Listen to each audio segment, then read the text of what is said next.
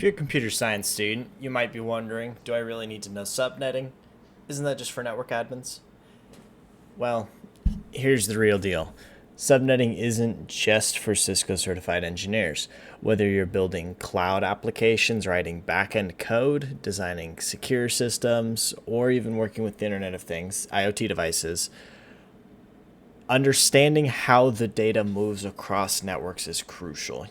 You may not need to be a network engineer, but you do need to understand a few basic concepts on how data moves across networks to be an effective computer engineer, software engineer, any sort of developer, really. And subnetting is at the core of how networks are organized and secured and optimized. So if you want to be the kind of developer or engineer who actually understands what's happening under the hood, this is where to start. So let's start simple. Imagine you have an apartment complex, okay? And this entire complex shares one Wi-Fi network. Hundreds of devices just yelling at each other. It can get quite chaotic. So our solution to this is subnetting. Subnetting solves this problem by splitting one large network into smaller networks in more quiet groups. We notate subnets and IP addresses using CIDR notation here, the /24. I'm not sure why that filled there, but instead of a giant chaotic party, you now have quiet rooms, each with a subnet with a specific group of devices. So, breaking one large network into smaller pieces, it reduces congestion and improves security, and it can make network management a whole lot easier. So, let's talk for a minute about what an IP address is, because you can see here for our apartment complex, we have two IP addresses. We've got our public IPv4 address and our private IPv4 address. For the sake of this discussion and keeping it relatively simple, we will only be discussing IPv4, but there is also IPv6, which is just it's Internet Protocol. That's what IP stands for. Internet Protocol, you got Internet Protocol version 4, version 6. In version 4, it's a 32-bit address. In version 6, it's a 128-bit address. Subnetting for IPv6 can get a little more complicated.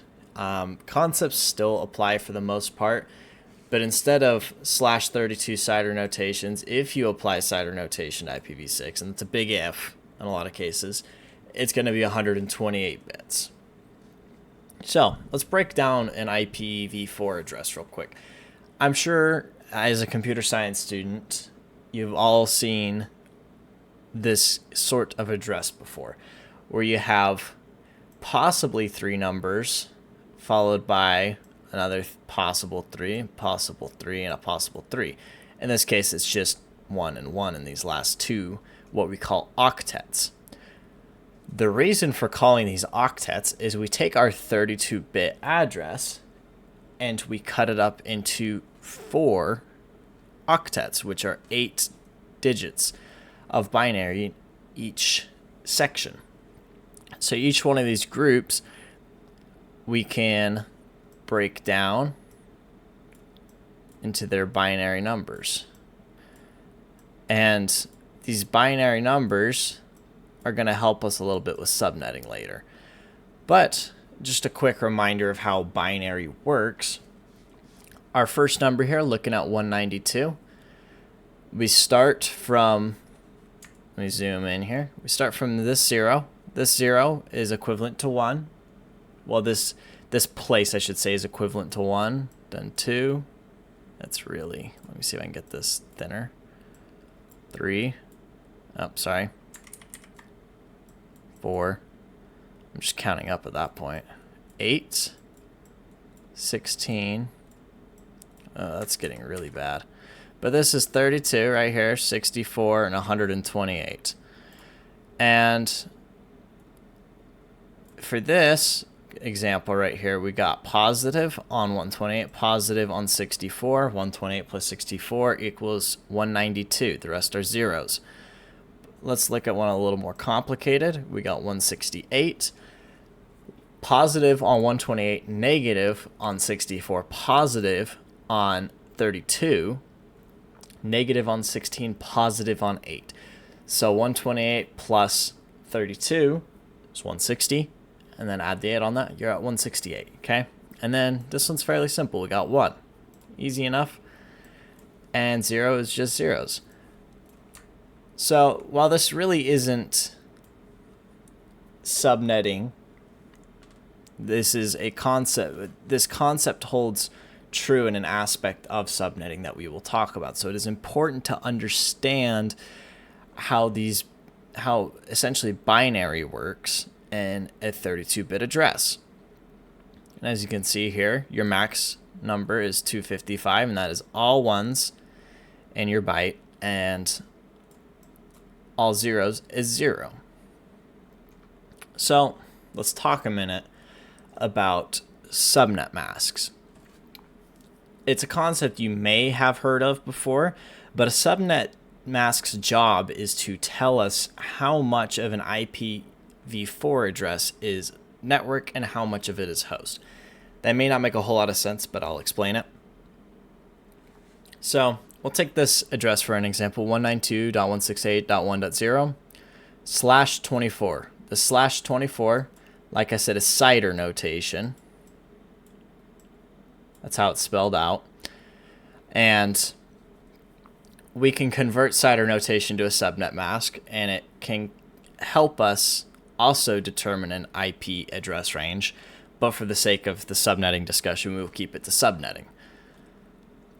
Think about our address for a second. It's a 32-bit address, and we got 24 positive bits here.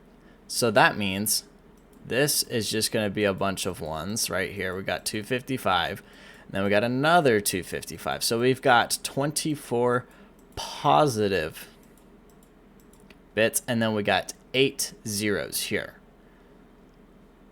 minus the 8 subtracted from 32. And I'll explain this a little bit. We calculate our subnet masks and we have a process we work through. Let me say it that way. We have a process that we work through to determine what our subnet mask should be, what our size our subnet should be, because our subnet mask is going to reflect what size our subnet is. A subnet mask where we only need 120 hosts is going to be a lot different than a subnet where we need 1,024 hosts, right? So we'll take a /25, for example. In a /25, we get 128 addresses, and we get 126 usable. And you might be asking, why only 126 usable when we have 128?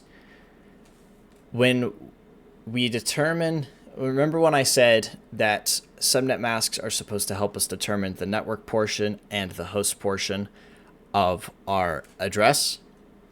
There's also another network portion, and there is also what is called a broadcast portion. That we call them the broadcast address and the network address in your subnets. The network is going to be the first address available in your range, and the broadcast is going to be the last available address in that range. Your broadcast address is responsible for communicating with all of the devices in the subnet, or essentially handling address resolution protocols or other protocols that are used for network discovery. So if a device says, hey, where is this other device located? It can shout over that IP address, and that IP address, which is an actual device, it will be a device configured with that IP address, will spit back what the location of the other device that is being searched for. So really quick, we will do a little bit of a neat tip to subnetting and how to determine how many usable addresses you have. So we will start with the /24 because this is the most common.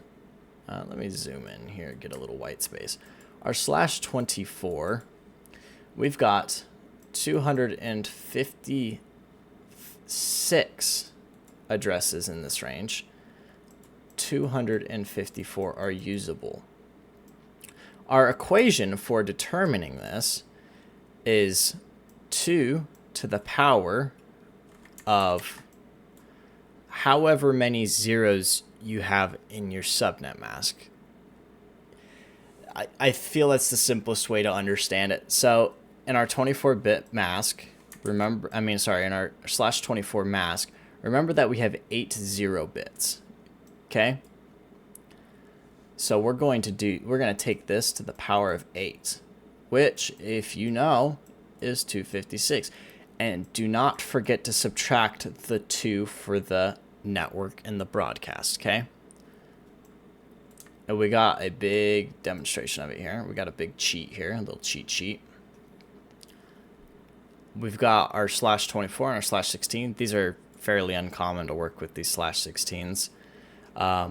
Typically, internet subnets of that size are handled by ISPs, internet service providers.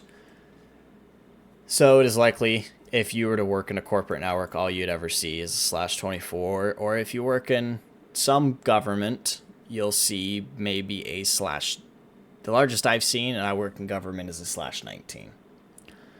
I have not seen any larger than that. As you can see, it gets pretty big pretty quickly. And while it may not seem like a lot of addresses, due to net address translation and subnetting and VLANs, you can really manipulate these addresses and get the most out of them. So back to our little quick trick on determining our available hosts. We'll work off the /24, okay? For every digit you borrow, so let me explain this a little bit better. We have 24 ones and we have 8 zeros. I'm going to draw this out to explain it a bit better. For every digit that we borrow, we're going to borrow this 0, and that deleted a lot of them. We're going to borrow 1 0, and now it becomes a /25. You have the number of hosts you have, but you also double the amount of networks you may have in this range. So if you're allocated a /24, you can now have 2 networks if you turn it into a /25. But your number of hosts, it gets cut in half. So we have 128 here, which is also 2 to the power of 7. And then -2, you get 126 available hosts. So let's do a little practice. We've got our little cheat sheet here, but we're going to use a little bit of a test scenario. We've been told we need to split a /24, this /24 right here, into 4 different networks. So we're going to figure out, okay, if a /24 turns into 2 /25, sorry for the awful writing,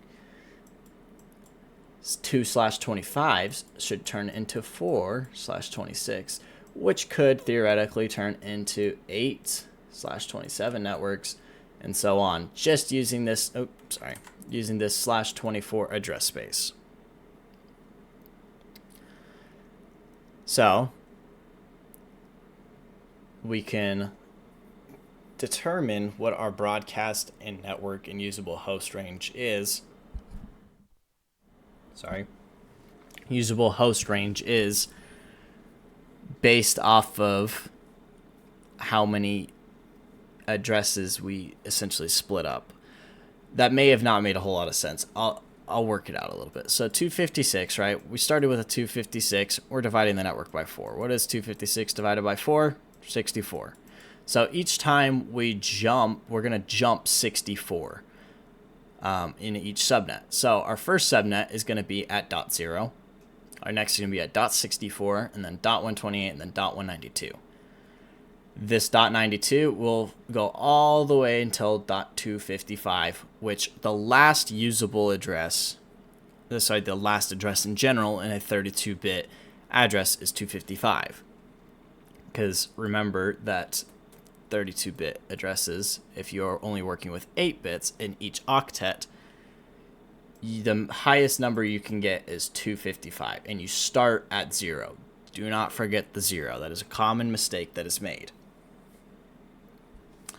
So, all right, remember what I said about the first address going to the network. So we got our dot 0, and then the last address going to the broadcast, dot 63, because the beginning of our next subnet is the dot 64.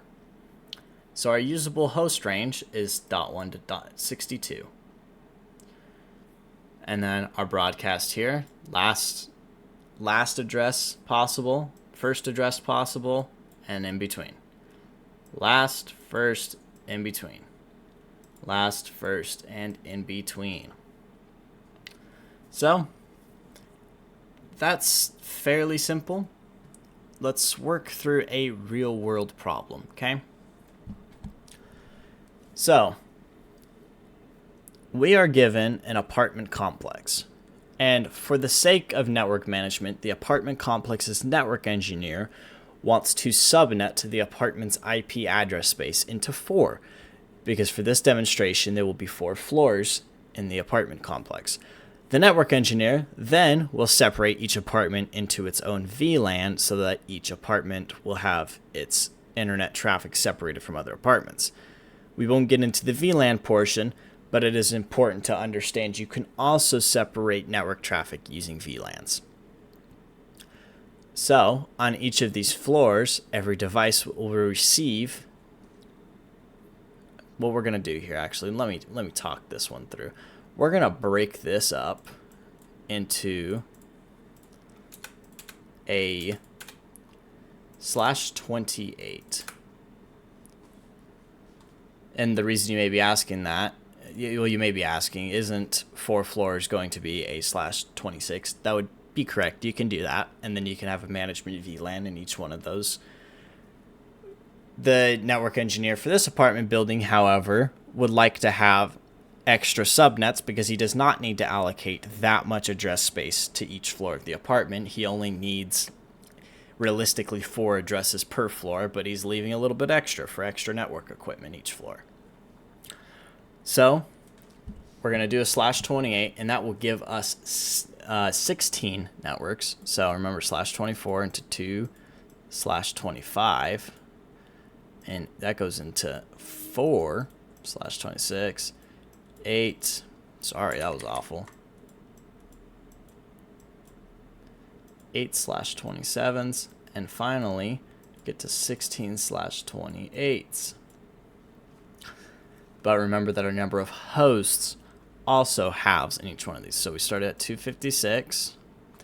We're now down to 128 here, 64, 32, and 16 here.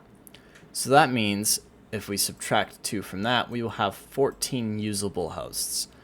So our first order of business is to determine what these our broadcast address and network address and usable host range is going to be. So this is going to be our first subnet. Okay, remember we jump 16 each time and jump 16 again, and we will only be doing 4 for the sake of simplicity.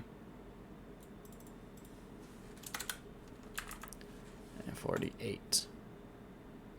Sorry, I did that wrong. I forgot the 0. That is how important it is to keep that in mind. So, our broadcast address is going to be, sorry, we'll start with the network since it's at the bottom. It's going to be .0. Our broadcast is going to be .14. Sorry, dot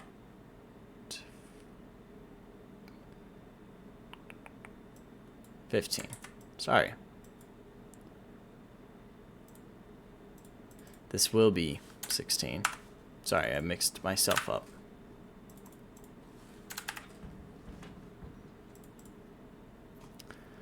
We'll have our broadcast as .15, and that will give us 14 usable addresses between .1 and .14.